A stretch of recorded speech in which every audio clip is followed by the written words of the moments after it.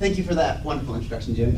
It has truly been an honor to be in your lab. You've been a terrific mentor, and I'll talk more about it at the end. But before we get to the end, and congratulations, I have something else to talk to you about. So today I'm going to be talking to you about understanding sieving and clogging in ultrathin membrane filtration. But before I get there, I want to talk about the motivation for this project. And the motivation is cheaper drugs, and specifically cheaper biotech drugs. And what I mean by that are drugs that are produced using living organisms. The classic example of this, the first example of this, is insulin, which was purified at great expense and difficulty from the pancreases of calves. We moved past using cows to generate our insulin. Nowadays we use highly optimized transgenic cells, which are E. coli or yeast cells that have had their DNA modified so they produce bunches of these drug molecules. Then we filter out the drug molecules that we want, and we can get much more pure drugs than we ever had before. But we've moved past these drugs, and we're now working on monoclonal antibodies. So these drugs, they use the body's immune system, and they basically tag the targets within a patient's in their body, so that the patient's own immune system will attack them and eliminate them. So it's extremely useful for disorders of the immune system, including Crohn's disease, arthritis, and many different types of cancers. This is a burgeoning area of research. It's really exciting. 62 of these drugs have been approved as of 2016 by either the FDA or the equivalent European agency, and there are hundreds more in development right now. So this is a really exciting area, but there's a problem with these monoclonal antibodies. The first generation of drugs, like insulin and thrombolytic agents and clotting factors, they were very active at very low concentrations. Insulin in particular is a hormone, and so you don't need a lot of it to have a therapeutic effect. These monoclonal antibodies, you need a lot of them. They tag in a 1-to-1 ratio the things that they're targeting, and you need a lot of them to activate the immune system. So in effect, the goalposts have shifted. We've gotten a lot better at preparing these things. We use these transgenic cells that we grow up in bats instead of cows, and the filtration techniques have gotten a lot better, but we need to get still better so that we can produce greater quantities.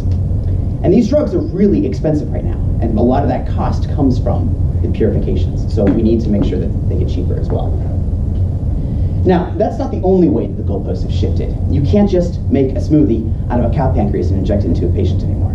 There are strict regulatory requirements about what you're allowed to inject into a patient. Now, when we grow these drugs in a vat with transgenic E. coli and yeast, we need to eliminate all the cellular guts that went into making these drugs. You can't have free-floating DNA, you can't have the viruses that are going to be the solution. You need to remove all of those. If you don't, you get an immune reaction and a bad medical outcome. You just don't want that to happen. So goalposts have shifted in two senses. We need to get more of these drugs, and we need to get more pure of these drugs. And to give you an idea of the costs that are involved in the preparation of one of these drugs, to treat a patient with the drug urokinase costs $100,000 per patient per year. And 80% of that cost, so $80,000, goes into purifying the product to inject it into the patient. So the costs are huge, and if we can bring those costs of filtration down, then not only will it be cheaper for the richest patients, but that means it goes out to more patients. Not everybody's on Cadillac health plans, and cheaper drugs mean more people get to use them. Now, fortunately for us, there's a lot of room of an improvement over the membranes that are currently used. Typical biotech preparations use between 10 and 20 membrane-based separations. The costs are enormous. And the membranes that they use are typically these polymeric hollow fiber membranes. So they're basically bunches of fibers that you can see right here. And if you zoom in on one of these fibers, you can see that they're hollow. And basically the idea is you'll flow fluid through the center of this pipe and flow your kind of like filtrate, the thing that's after the fluid, the thing you're trying to remove, on the outside of the fluid in two different directions. These membranes are quite thick. I mean, it sure doesn't look like it in this picture, but compared to the things we're looking at, they're very, very thick. This one right here is about 100 nanometers or 100 micrometers thick, so about a third of the thickness of a human hair. Still, it seems very thin, but it's not compared to what we'll be talking about in a minute. And they're composed of these cross-linked polymeric fibers. So they look like this. It's like a spongy material. And here's a graphical representation of what that looks like. We have cross-linked fibers. And the thing to appreciate about this is that if something needs to go through this membrane, if you're forcing water through or particles through the membrane, it's going to have to take a long and winding, tortuous, maze-like path through this sponge. Up, down, left, right. There are no clear shots through the membrane. So what that means is that it can never develop a nice flow pattern through the membrane. It's always got to weave its way through. And it takes a lot more pressure to drive fluid through the membrane. These membranes, in fact, all of them, all these cross-linked fiber membranes, have a well-understood trade-off, a permeability-selectivity trade-off. What that means is, what we have here is several different kinds of membranes, but they're all basically these polymeric membranes.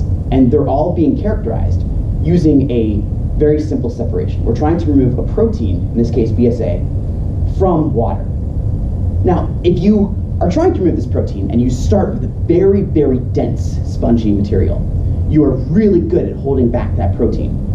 And that's what this separation factor is. All the protein is being held back behind the membrane. But because you have such a dense sponge, you have to press really hard. You have to apply a lot of pressure to force fluid through your membrane. So your hydraulic permeability, or your hydraulic flux, is greatly decreased as a result. Now you can have a looser sponge and get a higher hydraulic flux through the membrane, hydraulic permeability, but you're sacrificing your ability to hold back all that protein. Some of it's going to find its way through that mazy path and get to the other side. And you can see all these cross-linked membranes, they have this well understood, we call it the curve of death, that they really can't beat this performance. And to give you an idea, just a little preview of what's to come, our membranes, so you see these numbers down here, 2, 4, 6, 8, and that's 10 to the 9 meters per second per Pascal hydraulic permeability measure. Our membranes, we've reported hydraulic permeabilities up to 67 times 10 to the 9 meters per second per Pascal. So, you know, an order of magnitude jump over what is currently existing. Okay, so an intuitive way to improve these membranes is to make them thinner. This is just obvious on its face, but it arises from the classic Hagen-Poiseuille equation, which tells us that thinner is better. Now, this is the classic formula for describing how fluid moves through a pipe. So the volumetric flow, Q here, is related to the pressure that's applied to it, the radius of the hole, the pipe that it's going through, as well as the length. Now, whenever we have a membrane, we don't have a pipe per se, we have a collection of pipes in a flat sheet, but we can just additively add up all these different pipes and just approximate a membrane as a whole bunch of pipes. Now, you'll notice that the pore length and the volumetric flow are just a linear relationship here. So if you have your pore length or your membrane thickness, then you're only going to double your hydraulic flux through the membrane, which doesn't seem like a big deal. It's not an art of the fourth ratio here. If you could increase your pore size, that would be an enormous boost. But when you increase the pore size, some of your protein is going to start getting through. And the thing to note is that even though it's a linear relationship, we're going our membranes are about 100 to 1,000 times thinner than the currently existing membranes. And so we can get a hydraulic permeability that's 100 to 1,000 times better, hopefully, without sacrificing the selectivity, without sacrificing how well we can hold back the protein that we're trying to withhold.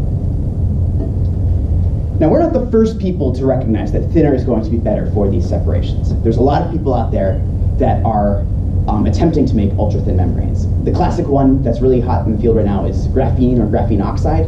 This is a two-dimensional membrane that's formed of a kind of a honeycomb lattice of carbon atoms. So it's literally 2 dimensions thick. I mean, you can't get thinner. And there's a lot of other groups. We're not even the only ones working in silicon trying to make pores. But it turns out that the technology that our lab created in 2007, and it's been ruthlessly optimized at that time, is far and away the most manufacturable of all of the currently existing technologies. So it's available for scientific separations right now, and we've got a clear path forward to commercial separations and industrial separations. The big deal about that is, at least in my mind, and maybe Jim would agree with me, and he thinks the big deal is that this is a robust separation in its own right, and it is. But even if, miraculously, they fix all the manufacturing problems in graphene oxide, the insights that I'm going to present to you in this thesis will be directly transferable to that ultra-thin membrane, or very closely to it.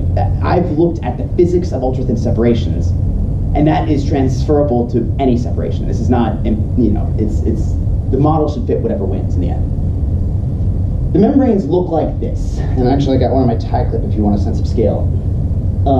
They're 5 millimeters on a side, and they have these slits right here. That's the actual freestanding membrane. Everything else that's purple right here is the scaffold that is used to support the freestanding membrane. So here's a side view right there of what that looks like. Here's a top view, a TEM image, transmission electron microscopy image, that shows the pores in the membrane. Now, it turns out that making a freestanding membrane that's 50 nanometers thick, these membranes are very, very thin, so 10,000 times thinner than human hair. The hard part's not actually making that freestanding membrane that's 50 nanometers thick and spanning, you know, a tenth of a millimeter. I think are those gaps right there. That's a fairly straightforward manufacturing problem. The problem is putting holes in them. And so our membranes are manufactured using a not fully understood process that uses a heating up of a very thin layer of silicon oxide that forms these voids in there. The thing to note is that it's a self-assembly process. So the pores are pretty uniform, but they're not perfect because we're not patterning them. And what that means is that we can tune the pore size distribution. So if you want pores that are slightly bigger, slightly smaller, we can do that. They have a high pore density, which is a big deal compared to some of the other technology out there. You have a lot of pores in this space. You can see this. This is probably about 15% of the image is holes, and they're mechanically quite strong, and they're cheap, I guess. They're cheap compared to other ultrathin membranes. They're not cheap compared to the currently used polymeric membranes. Those are very inexpensive. Here's what a cross-section of these membranes look like, and what I want you to appreciate about this image is that the cross-section of these pores, the aspect ratio of these pores, is roughly 1. So they're almost as wide as they are deep. And that's a big deal. That's why they're so thin. You can just appreciate how thin this is. And we work in silicon, and that means we can take advantage of all the optimization that has happened in the silicon fabrication industry over the past 50 years at this point. So, you know, the same technology that goes into making your transistors in your phone cheaper and smaller go into making our membranes bigger and more cheaper too as well. So in 2008, when the technology was first manufactured, we had these really tiny circular membranes. Then we switched to the ones that actually were used for most of my work. And we're now working with this 1-inch square dialysis membrane that is just enormous. And it's also much more active area. So these guys are like 5% is that freestanding membrane, and here we got 25% active area. So bigger membranes are less likely to clog, which I'll get to later. Bigger is better, and bigger is cheaper too. And now we're working on some truly exotic manufacturing things. You can actually peel the membrane off of the wafer that it's generated on, and you can get freestanding membranes that are as big as your hand, that are robust enough. I mean, appreciate that the separation film in this is still about 50 nanometers thick. There's a plastic scaffold that makes it slightly bigger, but essentially it's still the same thickness, and it's strong enough to be manipulated in your hand and not tear. It's a really incredible manufacturing advance that actually Josh was behind. All right, so to summarize this introduction, better membranes mean cheaper drugs, drugs that are more available to more people. They also mean that drugs are pure, so that they have a better therapeutic effect and are less likely to cause bad side effects. Thinner membranes are better membranes. NPN is currently the most manufacturable of all these membranes, and it allows us, because we can make a bunch of these and we can make them relatively cheaply, we can characterize the membranes. All the separations that I did wouldn't have been possible if these membranes were thousands of dollars a pop.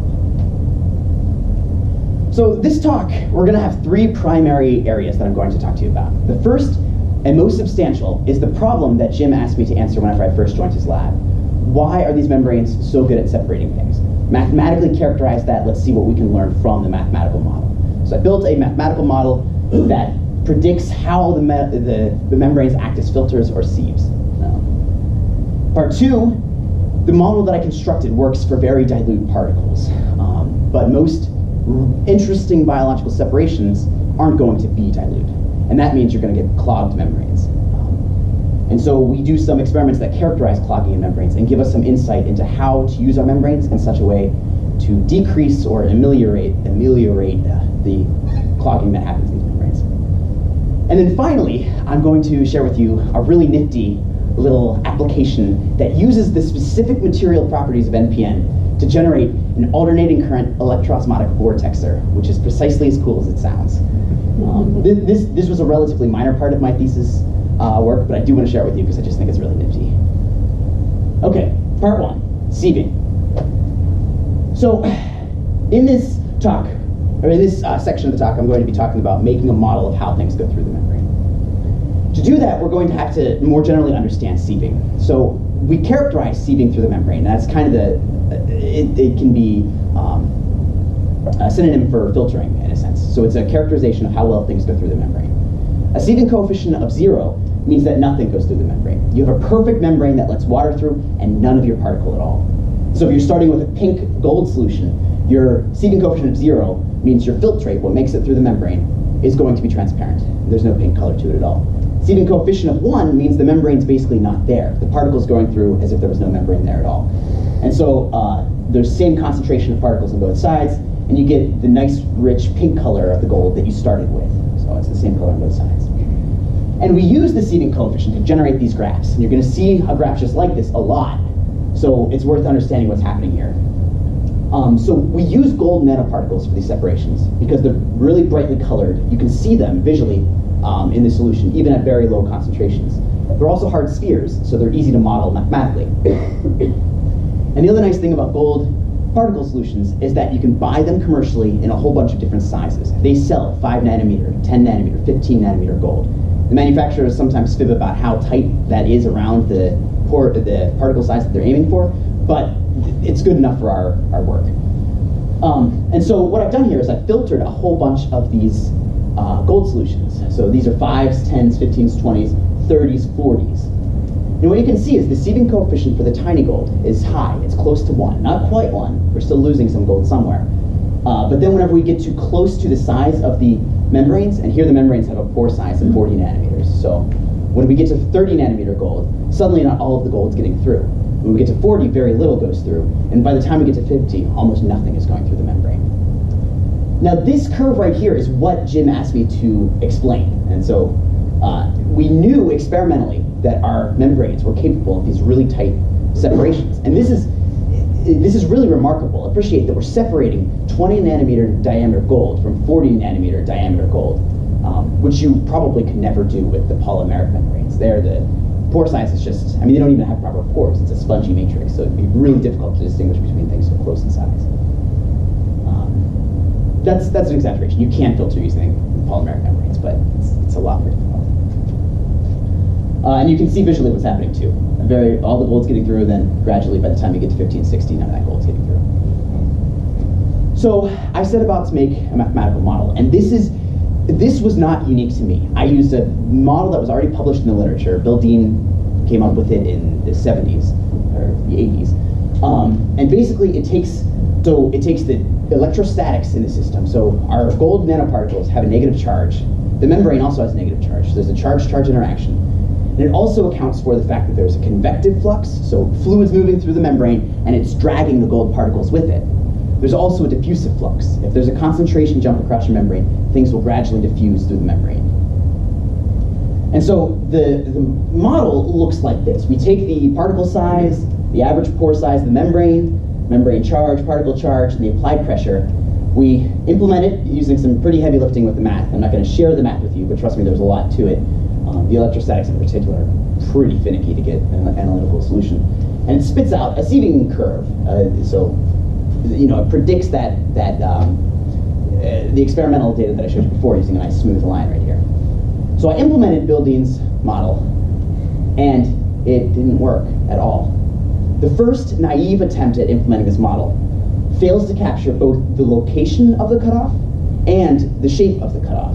Here we see a very broad, it says nothing should go through the membrane basically, or very, very tiny gold to go through the membrane just fine, and once you get to 10 nanometers, less than 10% is going through. So what are we missing?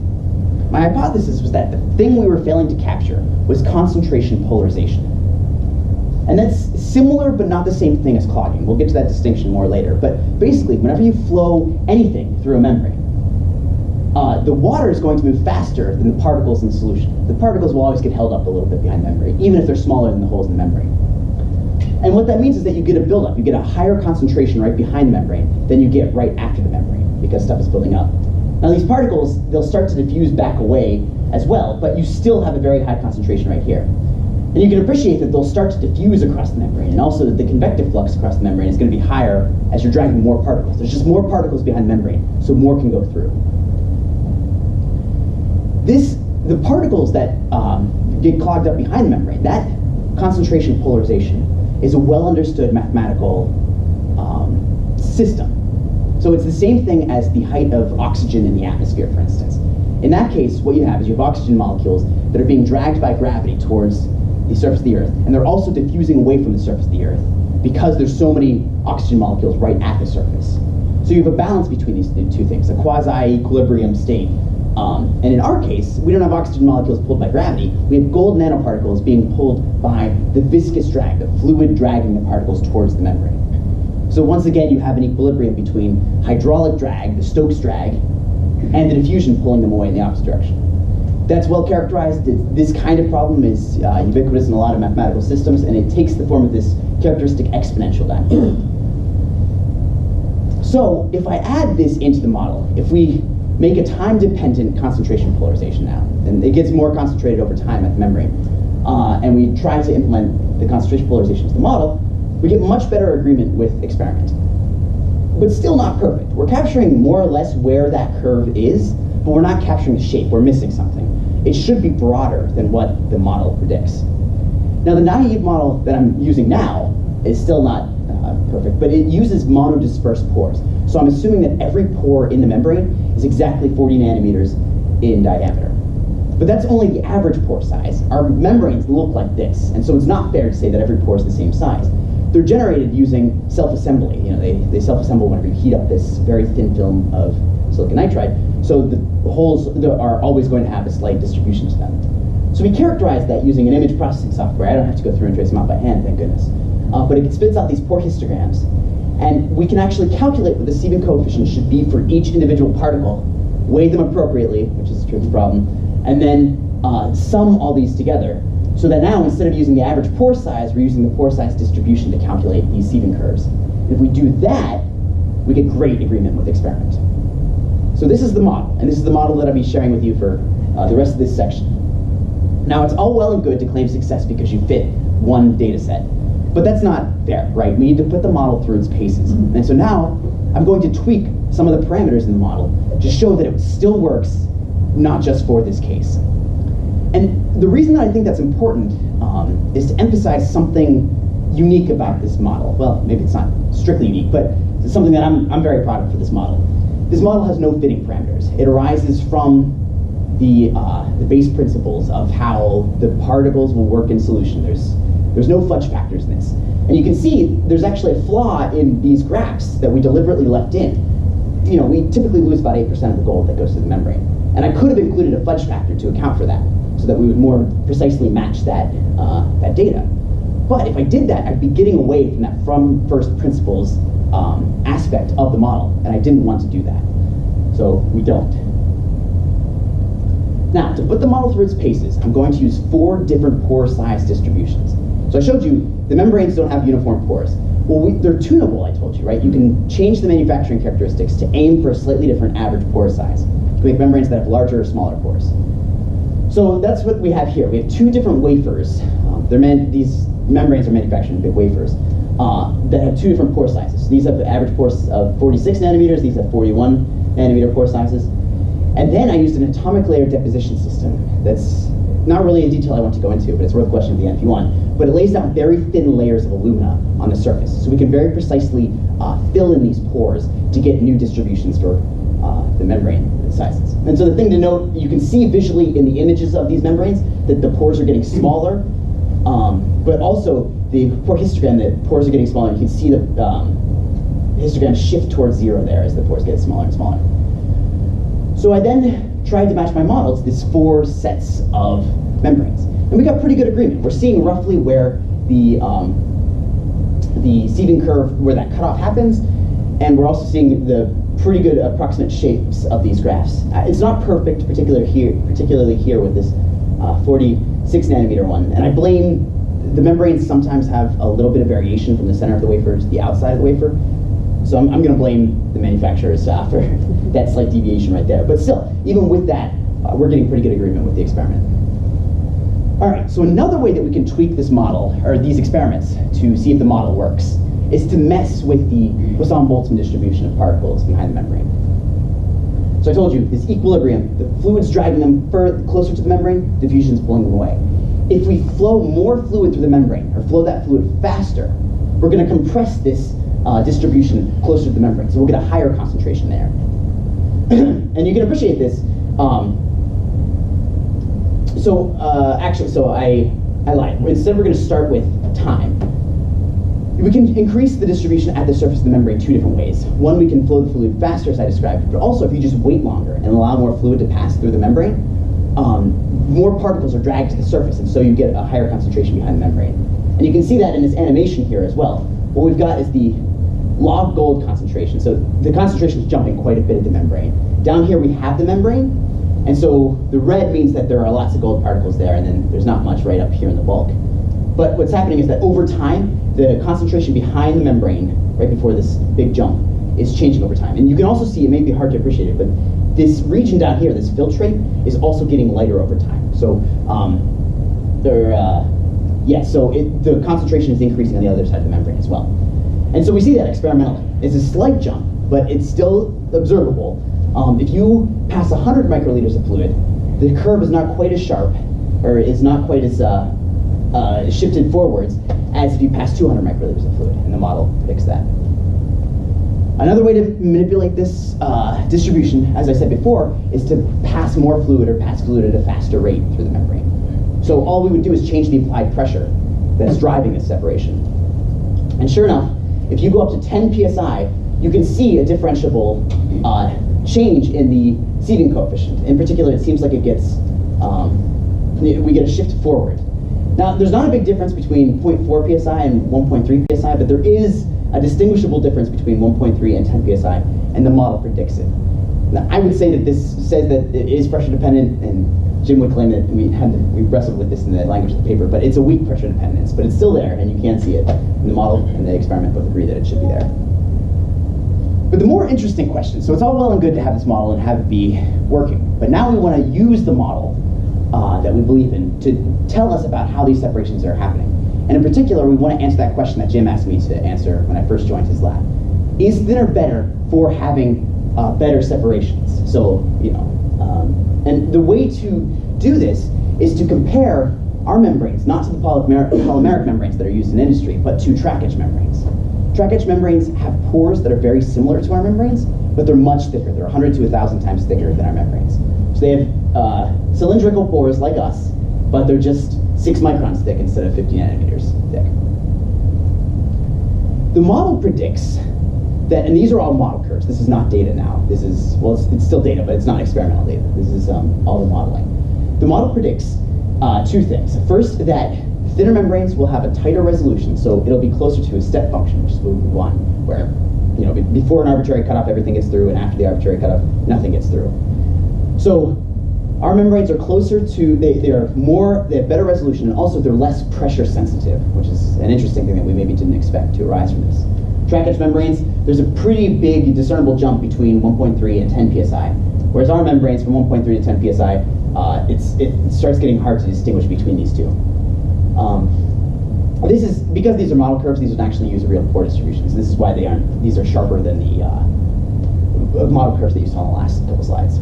And then if we compare it to the hypothetical graphene membranes, which again, these are model curves, you can't actually do separations with graphene yet, that would be even sharper and even less sensitive to pressure. There's a lot happening in this image, but the takeaway is that the model predicts that thinner is sharper and thinner is less sensitive to pressure, and we see that experimentally. So we have two different track-etched membranes. There's 80 nanometer track-etched and 50 nanometer track-etched at a couple different pressures, and we're comparing that to our NPN membranes at several different pressures. So this center, these solid lines right here are the data that I already showed you from the 3 different pressures. And then here we're comparing that performance to track-etched membranes. And you can see that while there's some question about whether or not we're sharper for this one particular track-etch line, we definitely are less pressure sensitive. And when you compare it to the 80 nanometer track-etch membranes, we're definitely much sharper than they are. All right, now the reason we think that that's happening is that I told you at the beginning that both convective and diffusive fluxes are important across the membrane. The fluid drags the particles through the membrane and also they diffuse across. Our membranes are so thin that diffusion can be a real boost in a way that it isn't to track-etched membranes. Track-etched are so thick that diffusion may as well not be happening. It will take a particle so long to diffuse through the membrane that it basically is not happening at all, or negligibly happening compared to stuff going through by convection. Our membranes, that's not the case. If you compare the Peclet numbers of our separations to track edge membranes, you can see this. The Peclet number is a ratio of the convective to diffusive fluxes. It tells you how convective or how diffusive your separation is. The only important thing to really know about that is a Peclet number of greater than 1 means you're convective. A Peclet number of less than 1 means you're primarily diffusive. And the smaller less than 1 that you are, the closer to 0 you are, below 1, the more diffusive you are, and the higher you are above 1, the more convective you are. So you can see NPN membranes for these particular pressures are always below the cutoff and are purely diffusive, whereas the track edge membranes for the particles that we're actually looking at are in fact largely convective. So takeaways from this first section: higher pressure gives us tighter resolution. Being thin means low pressure, high resolution separations are possible. And once again, our model is predictive with no fitting parameters. Okay, now we're going to talk about clogging. As I mentioned, that model is somewhat limited. We're dealing with gold particles, which are hard spheres, and they're also very dilute in solution. So we don't ever have to worry about, with gold, clogging happening right here. This is an image that Josh Winans took that is just a beautiful illustration of everything that we're going to be talking about. What you've got here is we were flowing particles from the bottom of this membrane to the top, and they started plugging up the membrane, and then we just got this layer of gunk behind it. It's just a buildup of everything that we were filtering. And appreciate, this membrane is super thin. It's just that little guy right there. And so the clog, this cake layer, we're going to call it, this cake of particles, is many, many times thicker than the membrane itself. And so it's going to change how things go through the membrane because it's so big compared to the membrane itself. To characterize this, we're going to do some centrifuge experiments. The previous experiments were done at constant pressure because it's a lot easier to model and characterize. But most laboratory experiments are done in the centrifuge just because everybody has a centrifuge. Constant pressure is kind of a little tricky thing to set up. So what's happening here is we have a vial that's filled up with fluid, and there's an NPN membrane down here. The fluid has particles, in this case they're polystyrene particles, that are either 100 or 20 nanometers in diameter. This membrane is, again, has 40 nanometer pores, so particles in solution are either smaller or larger than the pores. We spin it at 690 G, and fluid flows through the membrane, and we get some clogging happening. What's happening in this graph is we're experimentally showing the retention of fluid behind the membrane. So these dots right here are basically think of it as the height of fluid behind the membrane. They're the retentate, retained volume behind the membrane. And so what you can see is that if you have very, very concentrated particles, this is 100 nanometer particles at a concentration of 10 to the 12 particles per milliliter, so very concentrated in this case, you immediately get a cake that builds up on the surface and almost no fluid can go. You could spin till Judgment Day and you would never get fluid. You would never empty out your vial. But if you start with a very low concentration of particles, 10 to the 9 particles, so 3 orders down, you would get fluid to continue to flow through the membrane, and gradually over time it would, you get more and more fluid passing through the membrane. Now, when we want to model this clogging, there are 3 classic modes of fouling that we're going to talk about. First is pore constriction. So if you have particles smaller than your pore, they can go into the pore and stick to the sides and gradually occlude your pores and shrink them. You can have pore blockage, which only works for particles larger than the pores. They come down and just suck like a cork and don't let any fluid through. And then you get cake formation, which can happen with particles either smaller or larger than the membrane, but they're what that first image was. You just get a whole slew of particles that are built up behind the membrane. Typically, once a cake happens, you're done. There's very little fluid. Sort of like the thesis. Yes. Exactly like a thesis in many ways. Everything just jams up right there. Yeah. So when the cake formation happens, you're done. No more fluid will pass through. You really get that solid clogging happening. And I don't want to get too much into the math of this here, but what we're doing is we're fitting these curves to a variation of this classic fouling equation that Andrew Zidney derived. We changed it somewhat so that it works in the centrifuge. That makes things a little trickier, but it's still basically this equation. The important thing is that when you fit the curves to your data, if you can use an exponent of 1/2 to get good fit, you probably have cake filtration. If you use an exponent of 2, you get pore constriction happening. So we can use two different models to try to fit this data, see which fits better, and then we can say which is happening. So with, if we take this 100 nanometer particles, we would expect to see either pore blockage or cake filtration happening, because the particles are bigger, so then we can't get that pore constriction happening. And what you can see is that pore blockage doesn't seem to be happening ever. It looks like cake filtration fits this data very, very well at all concentrations that we looked at. So the cake happens with these particles, probably because they're so concentrated and so big, right away with all of them. If we compare this to 20 nanometer particles now, so these particles are smaller than the pores. They're not going to do pore blockage, they're going to do pore constriction. If we try to, you can see something interesting happening here. You can very clearly see a cake happening with the very high concentrations. The very low concentrations they're going through as if there's no cake at all. But with this one data point, with this one data set here, you can see what looks like a transition between these two modes. In the beginning, fluid's going through relatively unimpeded. Looks like there's some kind of a transition, and then it looks like we have a cake forming right there. And it looks like that if you fit the model to the two fouling models as well. So you can see cake filtration works for very concentrated. It's really hard to fit this data because there's basically no resistance happening at all. But here, it looks as though pore constriction works well for short times, and cake filtration works for long times. So we're witnessing a transition, I think. And so what I did was I'm going to plot this data right here 4 times the next graph, this line that we think they're seeing the transition at. And I used a hybrid model, a chimera model, that uses pore constriction at early times, cake filtration at late times, and then picks different points for that transition to happen at. And then we calculate the root mean square error, a measure of how good this fit is for each of these cases that I looked at. And the minimum in the root mean square error, at 60 seconds means that the transition is happening right there.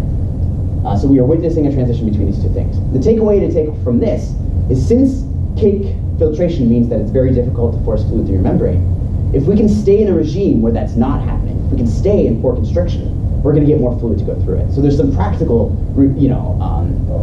things to be gleaned from this this modeling of the clogging that's happening. All right, so now, once again, we want to see if thinner means better, in this case, for clogging. So once again, we're going to go to our friends, the track edge membranes. Same pore characteristics, but much thicker. And we're going to see if we are more resistant to clogging than they are. Now, the reason we hypothesized we would be is that diffusion thing again. We thought if you have that big cake of particles behind the membrane, maybe our membranes are so thin that particles can diffuse through the membrane and help prevent that from blocking all that fluid from going through. So we did a head-to-head comparison. We spun them in the centrifuge, and we were worse. It really perplexed us at first why this was the case. So what we have here in this graph is we got the volume passed, and on the y-axis here we have the permeability. It's apparent permeability because we're in the centrifuge. And that's not important to worry about, but this is the permeability here on the left. Our membranes start at much higher permeability than the track edge membranes are. These track edges, they start very low permeability. But our permeability falls very rapidly. We get clogged faster than the track edge membranes do. And so we characterize that using a measure called capacity here. It's somewhat arbitrarily chosen, but basically the capacity of a membrane is the fluid it can process before its permeability falls to 66% of its starting value. So you are starting to get clogged once you reach this dotted line, what the measure is right here. And so our capacity is lower than the track edge membranes. This was infuriating. Why would this be? So the reason for that is, this is not a fair comparison. The fact that our permeability is so much higher, hundreds of, in this case, more than 2 orders of magnitude higher than the competitor membranes. When we put them in the centrifuge and spin them for the same amount of time, tons more fluid goes through our membrane than the track edge membranes do. Our membranes are processing hundreds to 1,000 times more fluid through the membrane. And if you're processing all that fluid, you have so much more gunk to worry about than you ever would in a track edge membrane, which fluid only dribbles through. And we saw that experimentally. You have to spin the track edge membranes forever to get an appreciable amount of fluid through them. So if we spin our membranes slower, and maybe this should be obvious, but we can have a higher capacity. So if we go from 3,000 to 2,000, 1,500 RPM, you can start to see the capacity of these membranes increasing. If you spin really, really fast, things clog faster. And if you do a fair comparison where we're sort of matching the amount of fluid that is passed. I think we still pass much more fluid with the NPN membranes, but you can see that we start getting a comparable capacity to the track edge membranes, and we still have a permeability more than 2 orders of magnitude higher than them. So in a fair comparison, thinner is better. So to summarize this section, we can see it's the transition to cake filtration. NPN membranes are so permeable they can clog faster if care is not taken. To prevent clogging, use low pressures or slow spin speeds. But there's no easy answers in science, so you have to be careful. There's a trade-off here. Higher spin speeds, higher pressures means sometimes you can get sharper cutoffs, but you need to keep below the threshold where you get that cake forming. So everything in moderation. All right, now part 3. Again, this was a minor part of my thesis, but I just think it's really neat, so I want to tell it to you. We're going to use electrokinetics to break fluid dynamics, a particular property of fluid dynamics, and stir really, really well. So you can appreciate from the last section that whenever you have a membrane and you're passing a lot of fluid through it, the clog happens, the cake happens, and then no fluid can get through. And so there's a lot of strategies that you use in the industry to try to prevent this cake from forming. Most obvious, most intuitive to us, is to stir. If you have a clogged membrane, go ahead and take your wooden spoon and stir your Wegmans French-style cut green beans, and the water will go through and the green beans will come off the surface and you can now get fluid going through them as well. I tried that with our membranes. So it's kind of hard to see here, but this is a top-down view of one of our membranes, and there's a little stir bar. So this is a magnetic stir plate, and this thing is going to start spinning when I hit the button. And basically, I'm going to try to pass fluid through the membrane while this guy is spinning. I apologize for the wobbleness. The magnet in the stir was so strong that it was messing with my camera's autofocus. Here's a side view of it spinning frantically. So here we've got the constant pressure setup. We've got gold in there. There's a little droplet dribbling out right there, and the stir bar is just spinning frantically. Let's watch that one more time. So pressure, gold, stir, droplet coming out the side, and then it's being collected down here at the bottom. The weird thing I found was that stirring didn't change the sieving coefficient. We got the same sieving coefficients we got before. And you wouldn't necessarily expect that, because remember, I spent a whole section of my thesis telling you that the distribution of particles behind the membrane affects how stuff goes through the membrane. So if we're stirring, we should be changing that distribution and pretty severely changing that sieving coefficient and getting a different curve. The reason that doesn't happen is that whenever you stir green beans, or whenever you stir anything, whenever you move fluid over a surface, in fact, always at the surface, you're going to get a layer of fluid that is perfectly stuck to that surface. It's called the no-slip condition. And this holds for pretty much everything. You just, no matter how hard you stir, you're always going to have a layer of fluid that's physically stuck to the surface. Whenever you flow water through a pipe, that's how you get that characteristic parabolic distribution. Because in the center of the fluid is the highest fluid flow, and at the outsides, your fluid is stuck to the edges. And so it forms a three-dimensional analog of a parabola. So the problem gets to me is that in our systems, right where you need to stir the most is right where you can't stir at all. For green beans, it doesn't matter. The no-slip condition, that layer is so thin that it doesn't affect macro scale things. But when you get to the nanoscale, it matters a lot. Appreciate that in this graph that I showed you before, the distance from the membrane is plotted here on the left. This is 100 nanometers, and we're almost the same concentration of the bulk. That big buildup that I'm talking about all happens very, very close to the surface. So whenever we're stirring, it doesn't matter how hard we stir. We can never stir right at the surface, and so we're not changing that distribution behind the membrane. And so we're not improving the separation. Now, the no-slip condition is pretty ubiquitous, but there is one way to break the no-slip condition, and that is electroosmosis. And there's an asterisk there. It would be worth a question at the end, but I don't want to get into it. But electroosmosis, let me tell you about electroosmosis. So anytime you have a charged surface, and our membranes are charged, I mentioned that before, so including the pore wall, what happens when you put them in water is that far away from the surface, the particles have no idea that there's a charge at the surface. And the reason for that is that the particles in the solution that have the opposite charge as the wall are going to come down and stick to the wall, because just electrostatics, they get stuck to that surface. But then they begin to shield the bulk solution from the effects of that pore wall, the charged wall. So by the time you get far away from the wall, you get equal numbers of opposite and same charged particles in your solution.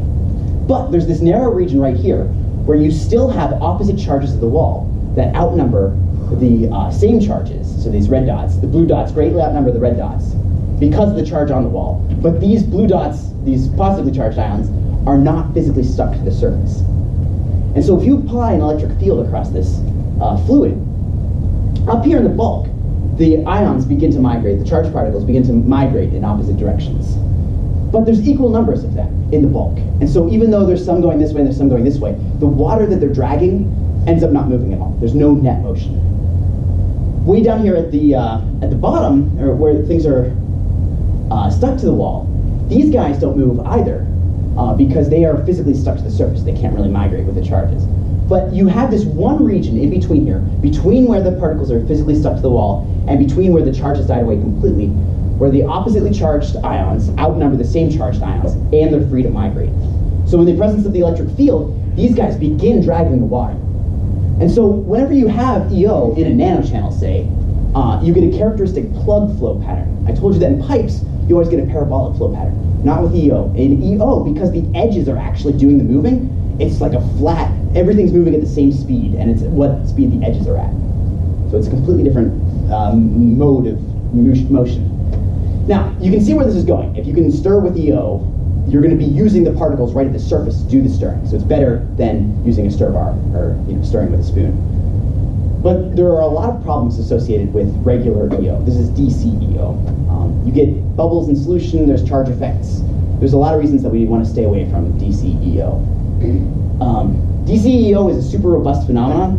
We see it all the time with our chips, and sometimes it even interferes with our experiments. It just happens with our membranes. Anytime you apply voltage across them, you get fluid moving. It's not a ton of fluid, 15 nanoliters a second seems pretty tiny, but if you're being really careful, it can ruin your experiment. So instead, we're going to use alternating current electroosmosis. And it looks like this. It's really beautiful in a way. What you do is you take two parallel plates. These are metal plates that you're putting on a glass slip. And you apply an AC voltage across them. And what you get is this vortexing pattern that happens right here. This crazy little eddies that are forming up, and they're not eddies, but you get these vortexes that form. The reason that this happens is whenever you take these two plates and you apply your voltage across the two plates, the counterion condensation, those charged particles coming down to the surface, doesn't happen immediately. And it happens first at the inside, the space between these two plates. So the field lines here, because they're shorter, as they go from positive to negative, they're stronger. And so the counterions condense here at the inside first. What that means is you have counterions condensed, and you also have a field out here at the outside that it hasn't condensed yet. And so you get that regular DC directional flow across your plate as it slowly, as the counterions condense this way. Now that goes away as soon as the field is established and the counterions are fully condensed. But if you then flip the voltage, you can get the same thing happening in the opposite direction. And if you do it according to the AC frequency, it's got to be around, what is it, I think 50 kilohertz? Forget exactly the frequency. But if you do it at the right frequency, you can appreciate that you start getting this motion happening. And the thing to note is that it doesn't matter what configuration your field is in, the direction of the fluid flow is always outwards. It's always away from the gap. And so you get these characteristic vortexes because the fluid's coming in and going out and just being whipped like this. So if you take these two parallel plates and you stick them on our drain, we can get that stirring. And once again, because EO violates the no-slip condition, because we're using the particles right at the surface to do the stirring, we can do a kind of mixing that is impossible to achieve by any other mechanism. And so to describe how we manufactured this, I'm going to go to my science buddy in the cleanup. So hey, science buddy, you want to tell them what we did? Well, yeah, sure. So what we did here is we used an atomic beam deposition system to heat up a crucible to, I don't know, pretty hot. Inject some silver nanoparticles out of a crucible filled with silver. And we laid down about 30 nanometers of silver film on this little glass slide right here. And what you can see is that there's three little gaps. Two of them are pretty thick. There's a real faint one right in the middle there. That faint one is about 25 microns across. What we're going to see is if we can get some stirring happening right across this little gap here by applying an AC current across the two parallel plates. I don't know if it's going to work, but you know, that's what science is. It's what we never know. So, yeah, well, thanks, science buddy. That's helpful. That's pretty cool. You bet, sir. Good luck with the rest of your depositions. Thanks. That puppet is clean room safe, so Brian's not here, but all right. So yeah, so I took that glass cover slip that Science Buddy showed you, and I put a little gasket and I filled it up with particles right there, and then I put it in the microscope. You can see two wires sticking off the plate, so I just put a little silver epoxy and applied leads. These two leads then go to a function generator that's applying 60 kilohertz or whatever the frequency was. Now, I'm going to show you a video that proves that this is happening, but you need to understand what's happening in the video before we get there. So I can't show you a side view of this vortexing happening because it requires dedicated setup. It's going to be really tricky. What I'm going to do is show you first what's happening right here at the bottom, and then I'm going to show you what happens at the top. So if we can focus in, if we can see what's happening right down here, right at the surface, the particles should be moving outwards. Whenever we get far away from the surface, you can see the particles moving inwards, right? So basically, practically what that means is I'm going to be looking from the top down through a microscope. If the two metal plates are in focus, we're in the same focal plane as the plates. And so that means that we're seeing things right above the surface of the plates. The particles are going to move away. I'm then going to defocus. I'm going to bring the focal plane of the microscope up. And then you're going to see the particles coming inwards to show that we really are getting those vortexes, because that's what a vortex looks like as you take successive 2D slices of it looking from the top down. So, and then when we defocus, you'll see the particles go in. So here's a video of that happening. Ugh.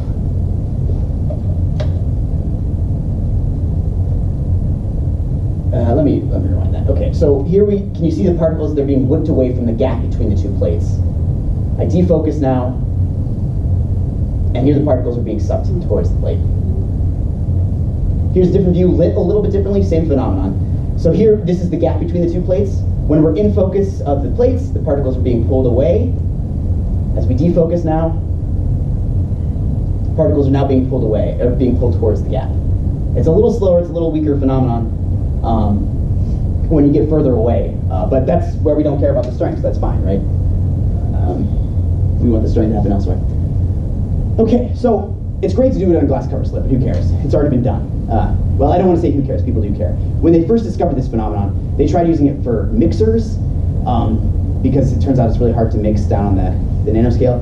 They tried using it as like a pump, all like nifty physics tricks, but none of them were really practical. And they're still trying to figure out like the perfect application for this, but I think I got it. I put this, and I'm the first one to do it, I put this two parallel plate ACEO mixer on a porous substrate so that we can actually do that mixing and prevent the stuff from going through. So what I did was I took a wire and I very carefully bent it in a zigzag pattern right here. It's going to form a shadow mask. Here's a view from the top. So you can see I've got one of those 5-slot slits, and the wire goes over these slits and perfectly covers all of them. What we're going to get is two metal films here, one that is this whole side right here, and then one that's over here. And they'll have a gap between them right over the slits where fluid goes through. So I put it in the deposition system in the clean room, and I generated these guys. Unfortunately, this one didn't align perfectly, but you can see this one is pretty perfect. We got these two plates, interdigitated electrodes that are going like this, and the gaps are over the windows. Here's a zoomed in version right there. Not perfect, but it's pretty close for having bent the wire by hand. I was pretty proud of that. And so here's the victory shot. So here's in focus, voltage is on, you can see the particles being pulled away on the porous substrate. Then here's another video. We're zoomed in, you can see the particles, they're kind of hard to see, but there's one there, being pulled away, defocus, and it's weak, but they are definitely migrating that way. These guys right there, there. So we did it. In a sense. There's still some work to be done to make this something that the U of R is going to patent, you know. First off, we got to demonstrate that using this can actually decrease the clogging, right? I mean, I've shown that it works on a porous substrate, and it stands to reason that it would help prevent clogging, but who knows, maybe it doesn't. You know, always experiment. And then the other thing is that this phenomenon, ACEO, only works in very low salt concentrations. And unfortunately, most biologically relevant separations happen in fairly high salts. You want high salts for antibodies because otherwise they degrade. and most useful separations have to happen in some salt. So we have to figure out where the upper bound is, because that will really tell us whether or not this is broadly applicable or applicable in a narrow subset of problems. I went a little over for time, I guess, but I would like to thank a lot of people. I couldn't be standing here at the front of this room without the aid of a lot of people, and a lot of them are in this room today. We've really got, my parents, friends, and particularly I'd like to thank my advisor, Dr. Jim McGrath. I mean, he put together a great little thing there at the beginning, but I don't know that, I don't think there are many advisors that could have done for me what Jim did. He gave me a lot of space to develop as a scientist and also to pursue my own passions and things that were important to me. And that made me a better scientist in some ways. I could come in on Monday and my head would be clear because I typed all my demons out on on the page with my typewriter. But it also, I'm just grateful for all the mentorship that he gave me. The other people in my lab, Dr. Josh Winans, who was a great mentor just as a person and also a great scientist, taught me a lot about taking pride in my work. Rena mated some of the work that was presented in this talk. Greg Medeski, Grave Robert Medeski, Tejas, Tucker Brogan, Dr. Dean Johnson, Dr. Henry Chung, who's not in the country right now. My committee members, Pore, they make all the membranes that allowed me to do all this stuff, and the NSF and the NIH as well. Someday we'll find it, the rainbow and the membrane connection, the NIH, my PI, and me.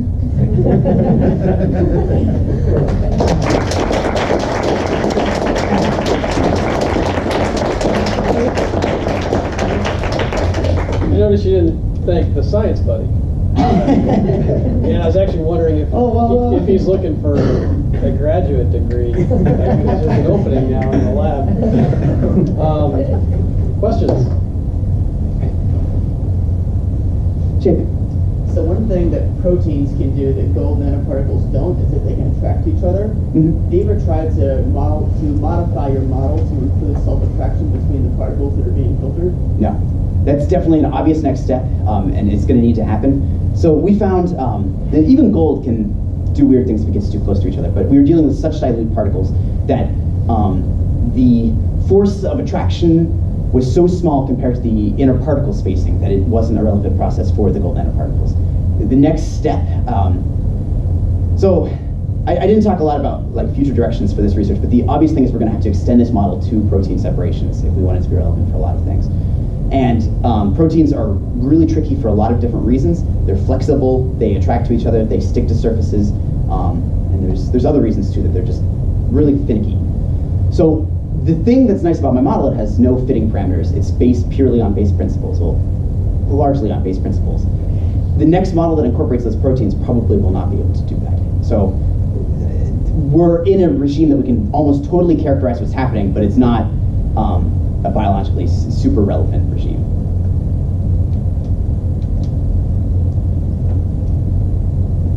Questions? Dan. What's the best way to stir in order to prevent a clog? Is it an upward motion? Is it an outward motion? That's a great question. I believe it's actually outward. I believe it's actually upwards. And I think you want to kick off that thing. And if you could have, if you could keep particles from.